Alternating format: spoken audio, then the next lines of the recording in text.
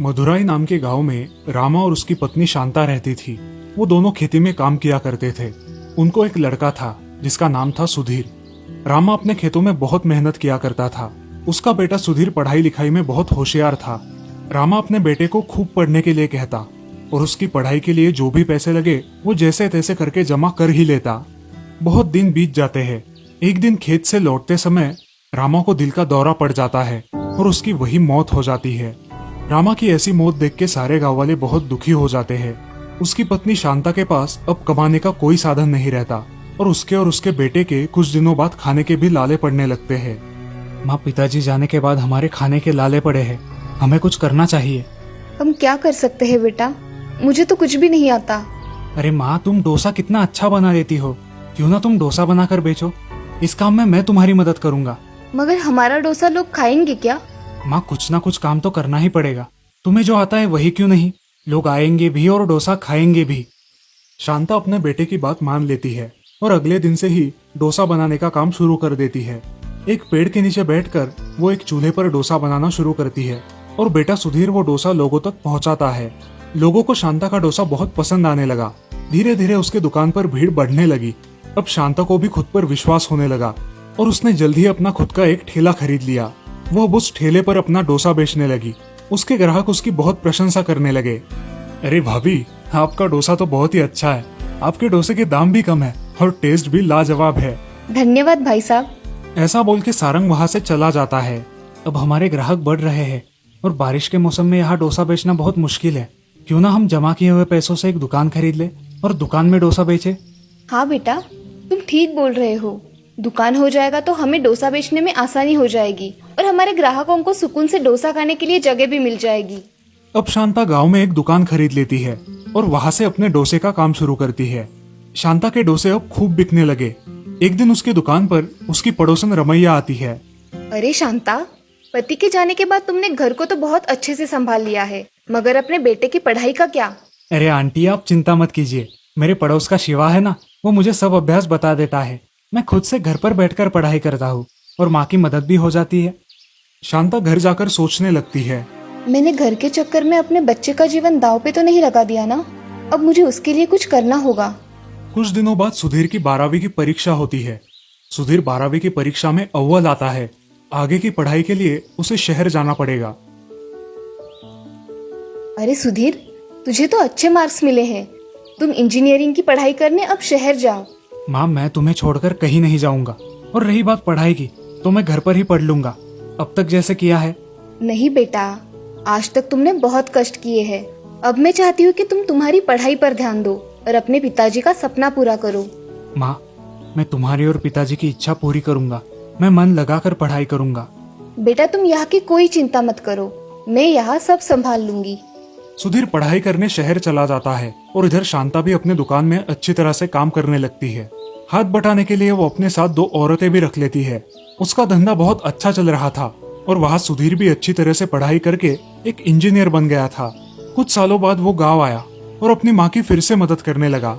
बेटा, तुम इतना पढ़े हो तो तुम किसी अच्छे कंपनी में जॉब क्यों नहीं कर लेते? इससे तुम्हें अच्छी तनख्वाह भी मिल जाएगी।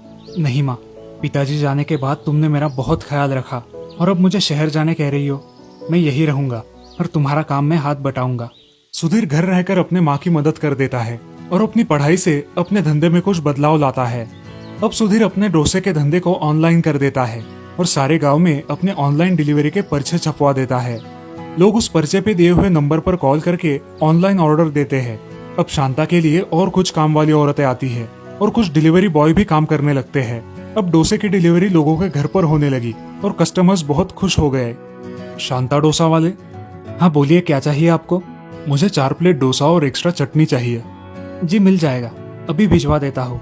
अब शांता का धंधा बहुत अच्छी तरह से चलने लगा। सुधीर उस छोटे से धंधे को नई ऊंचाइयों पर ले गया।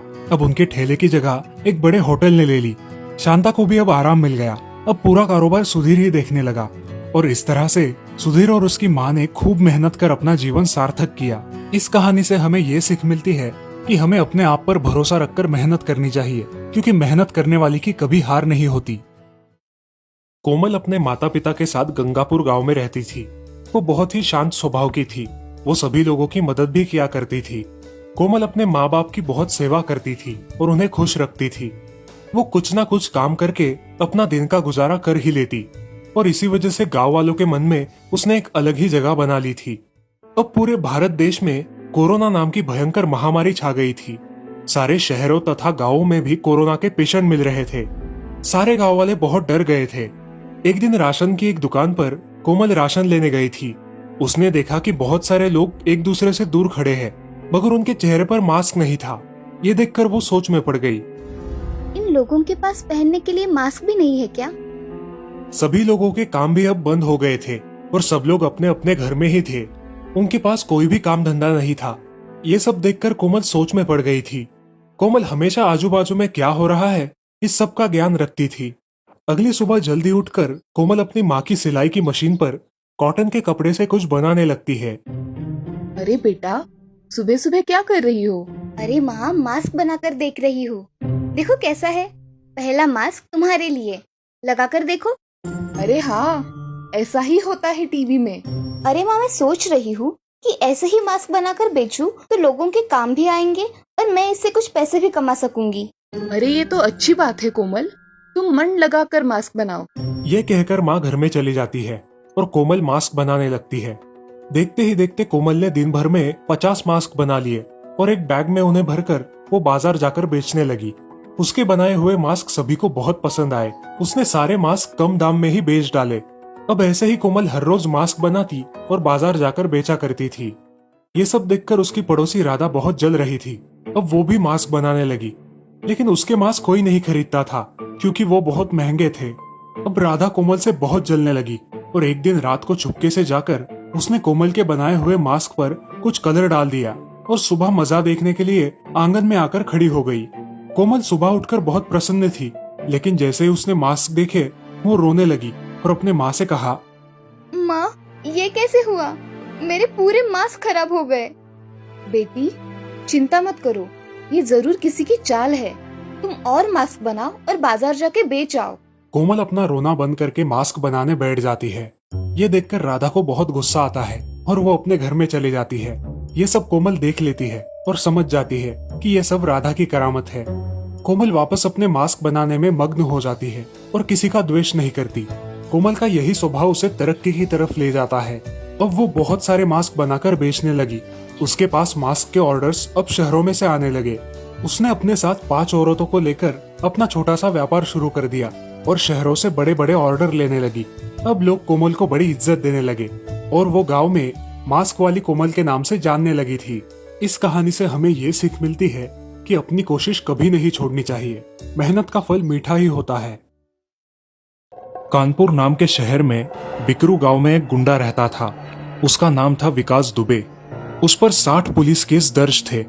उसी शहर के पुलिस स्टेशन में विनय सिंह नाम के एक पुलिस इंस्पेक्टर थे जो बहुत ही होनहार और ईमानदार थे।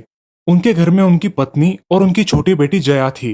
पापा, अब थाने चले जाते हैं और माँ मुझे कोरोना की वजह से बाहर भी नहीं निकलने देती और घर में रह के हरी सब्जियाँ खाने को देती है। अब बताओ ना पापा मम्मी को। अरे बेटा, हरी सब्जियां खाना सेहत के लिए अच्छा होता है और तुम्हें मेरी तरह देश की सेवा करनी है तो अच्छा खाना पड़ेगा। ठीक है पापा।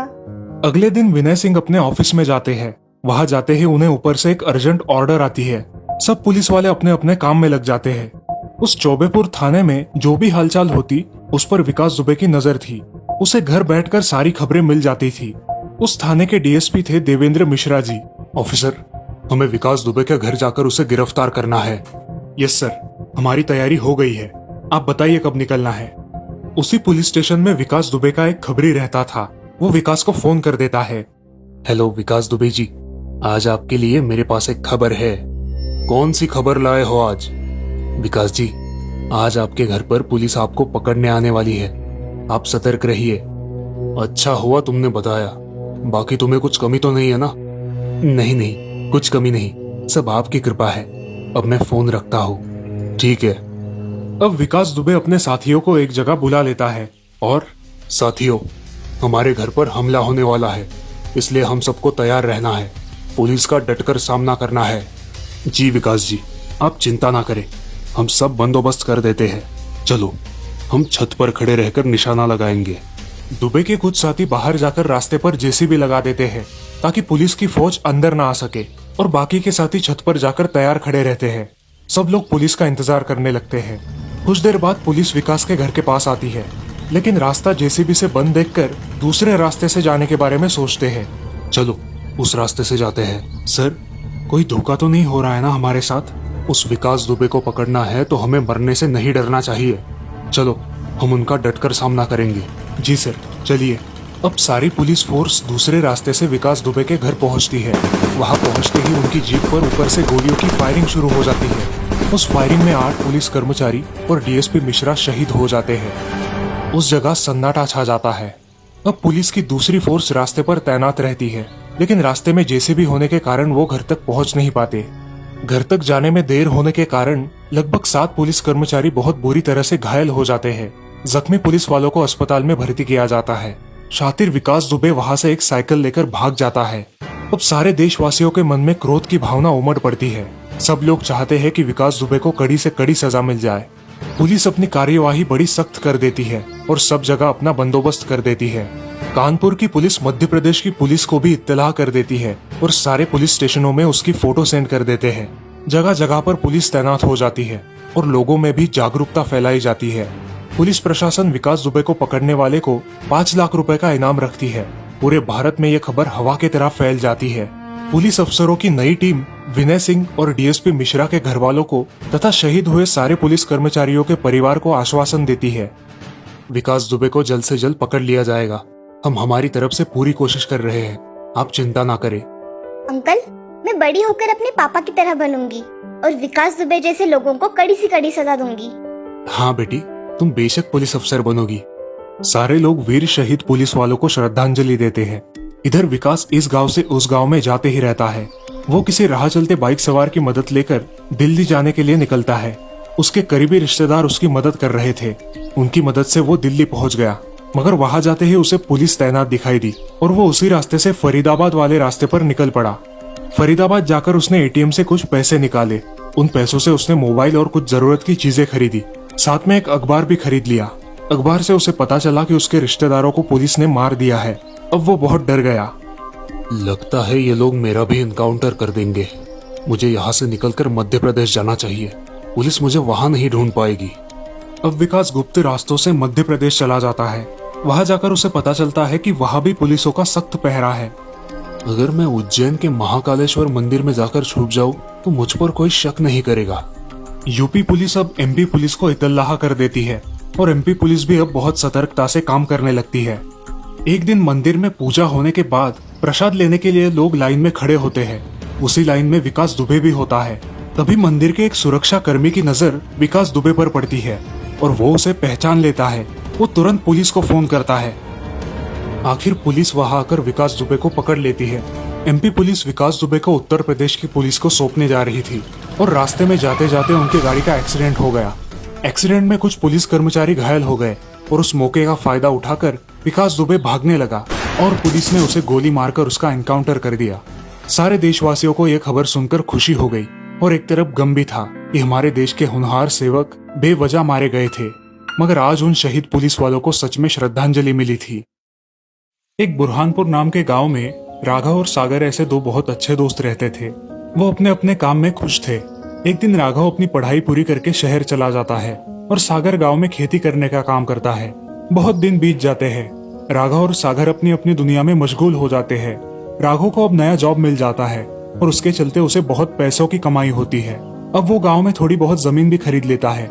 दोनों भी दोस्त शादियां कर लेते हैं। उस गांव में अब सागर और उसकी पत्नी कविता दोनों भी खेतों में काम किया करते हैं और राघव और उसकी पत्नी सुगना दोनों भी बहुत खुश है।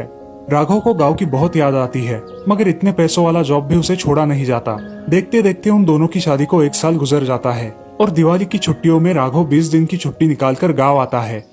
अरे आओ आओ मेरे दोस्त, कितने दिनों बाद आए हो। अब थोड़े दिन यहाँ पर रुकोगे ना? हाँ हाँ रहूंगा ना, हम पूरे 20 दिनों की छुट्टी निकाल कर आया हूँ। नमस्ते भाभी। चलो आप पहले हमारे घर चलो, खाना हो जाए तो बाद में शांति से अपने घर पर जाना। ठीक है भाई साहब। नमस्ते भाई साहब, कैसे हो आप? आपका सफर कैसे रहा? नमस्ते भाभी, सफर मस्त था। ऐसा कह के वो अंदर चली जाती है और कविता राघव और सागर के लिए पानी लेकर आती है। अरे भाग्यवान, अब क्या पानी से ही पेट भरोगी?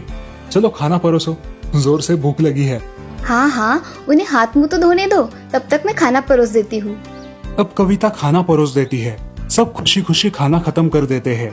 भाभी, खाना बहुत ही लाजवाब बनाया था। हाँ कविता, बहुत ही स्वादिष्ट खाना बनाया है तुमने। गांव आने के बाद राघव भी अब खेती करने लगा था। वो और सागर दोनों मजे से खेतों में काम किया करते थे। ऐसे ही एक दिन काम करते करते राघव बहुत थक गया। अरे सुगना, जरा पानी लाना तो, गला बहुत सूख गया है। ठीक है, देती हूँ। सुगना अपने पास वाले घड़े में देखती है तो उसका पानी खत्म हो गया था। अब वो बोरवेल का बटन स्टार्ट करके वहां से पानी लेने जाती है। बोरवेल के पास जाते ही उसे डरावनी आवाजें सुनाई देने लगती है। वो इधर उधर देखती है लेकिन उसे कुछ दिखाई नहीं देता। बोरवेल का पानी भरने के लिए उसने अपना घड़ा पानी के नीचे पकड़ा और तभी वहां से एक हाथ निकलकर सुगना को उस बोरवेल में खींचने की कोशिश करने लगा। अजी सुनते हो? अरे ये हाथ मुझे खींच रहा है। अरे बचाओ, अरे मर गई मैं तो। अरे छोड़ ना नासपीटे, तेरा क्या बिगाड़ा है मैंने? अरे सुगना, क्या हुआ है तुम्हें? तुम उस बोरवेल में जाकर क्यों खड़ी हो? चलो आओ। अरे ये मुझे अंदर की तरफ खींच रहा है, बचाओ मुझे। अब राघव सुगना का हाथ पकड़कर उसे बाहर खींचने लगता है। राघव के गले का ताबीज देखकर वो भूत उसे छोड़ देता है। अच्छा हुआ जी आपने मुझे खींच लिया, वरना ये बोरवेल तो मुझे मार ही डालता। सुगना और राघव घर चले जाते हैं और सुबह उठकर अपने दोस्त सागर के यहाँ जाकर कल जो हुआ वो घटना विस्तार से उसे बताते हैं। अरे राघव, मैं इस भूत प्रेत पे विश्वास नहीं रखता, मगर तूने जो जमीन ली है ना, उसकी बोरवेल बहुत पुरानी है और लोग कहते हैं कि वहाँ पे भूत का साया है। मैं इन बातों को नहीं मानता, इसलिए मैंने तुम्हें बताना जरूरी नहीं समझा। अब क्या करे? सुगना भी बहुत डर गई है, अब खेत में जाने का नाम ही नहीं लेती। अब मैं जल्द ही यहाँ से निकल जाऊंगा। अरे राघव, निकल जाना समस्या का हल तो नहीं है ना, और तुम निकल कर कभी ना कभी तो वापस आओगे ही अपनी जमीन के पास। क्या तब भी भाग जाओगे? समस्या भागने से और बढ़ेगी, और समस्या का समाधान कर दिया तो कम हो जाएगी। हाँ, तुम बोल रहे हो वो भी सही है, उस भूत का ठिकाना लगाना ही पड़ेगा। अब वो दोनों उस रात को खेत में चले जाते हैं और एक पेड़ के पीछे छुप जाते हैं। वो बोरवेल को शुरू कर देते हैं और चुपचाप एक जगह खड़े होकर सब देखने लगते हैं। कुछ देर बाद उस बोरवेल से एक चुड़ैल बाहर निकलती है और जोर जोर से आवाजें करने लगती है। कौन है? किसने मुझे बुलाया है? आज तो मैं सबको खा जाऊंगी। कहाँ मर गए सबके सब? अरे सागर, हमने कोई गलती कर दी क्या? अब क्या करें? इससे कैसे बचे?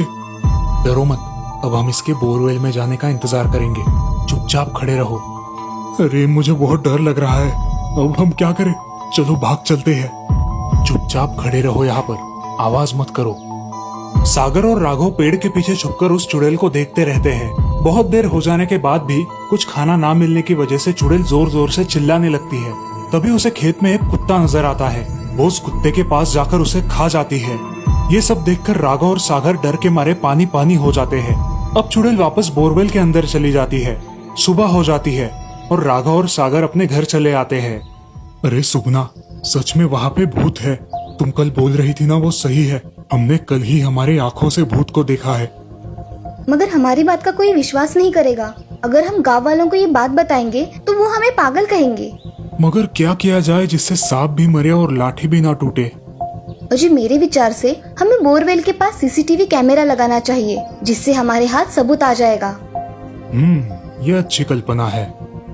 अब राघव उसी दिन जाकर एक सीसीटीवी कैमरा लेकर आता है और एक इलेक्ट्रिशियन की मदद से उसे खेत में फिट करवा देता है। अब एक औरत उस बोरवेल पे पानी पीने के लिए आती है। बचाओ, ये नासपीटे ने मुझे पकड़ लिया है। बचाओ, बचाओ मुझे। वो चुड़ैल उसे भी खा डालती है और बोरवेल में चली जाती है। ये सब सीसीटीवी कैमरे में रिकॉर्ड हो जाता है। और सुबह जब राघव और सागर खेत में आते हैं तब वो सीसीटीवी फुटेज लेकर घर आते हैं। फुटेज चेक करने के बाद उन्हें दिखाई देता है कि किसी औरत को वो चुड़ैल खा गई। अरे सागर, ये औरत कौन है? हमारे गांव की है क्या? हाँ, अरे ये हरिया की बीवी लक्ष्मी है। ये कल उस भूतिया बोरवेल पे पानी लेने के लिए गई थी और उसका पति इसे गाँव में ढूंढ रहा है, मगर ये कहीं मिली नहीं। अरे कैसे मिलेगी इसको? उसे तो वो चुड़ैल खा गई। अब क्या करे? जब भी कोई बोरवेल स्टार्ट करेगा ये लोगों को आकर मार डालेगी और खाकर चली जाएगी। अब हमें ही कुछ करना होगा। अब दोनों गांव के सरपंच जी के पास चले जाते हैं। वो अपने साथ सीसीटीवी का फुटेज भी लेकर जाते हैं। नमस्ते सरपंच जी। नमस्ते, आइए ना। सरपंच जी, आपकी थोड़ी सहायता चाहिए थी। कैसी सहायता चाहिए आपको? मेरे खेतों में भूत का साया है। वो चुड़ैल बोरवेल में रहती है। हमें उससे जल्द पीछा छुड़ाना चाहिए। अगर ऐसा नहीं हुआ तो एक एक करके गांव वालों की जान चली जाएगी। ऐसा थोड़ी ना होता है, हम भूत नहीं होते हैं। हमें पता था कि हम पे कोई विश्वास नहीं करेगा। अच्छा एक बात बताओ, हरिया की पत्नी लक्ष्मी अचानक से गायब कैसे हो गई? अब वो मुझे क्या पता, उस हरिया को ही मालूम होगा। अब राघव और सागर सरपंच जी के घर से निकल जाते हैं। रास्ते में उन्हें हरिया मिलता है। तुम बाबू गांव से आए हो ना, यहाँ क्या कर रहे हो? अरे छुट्टियों में यहाँ आया था। यहाँ तो कुछ अजीब सा ही दिख रहा है। अब मेरा ही ले लो। मेरी पत्नी के साथ कोई झगड़ा नहीं, कोई बवाल नहीं, फिर भी कहाँ चली गई क्या पता। अब तो ढूंढ ढूंढ के थक गया हूँ, सब तरफ देख लिया। चलो तुम मेरे साथ, मुझे तुम्हें कुछ दिखाना है।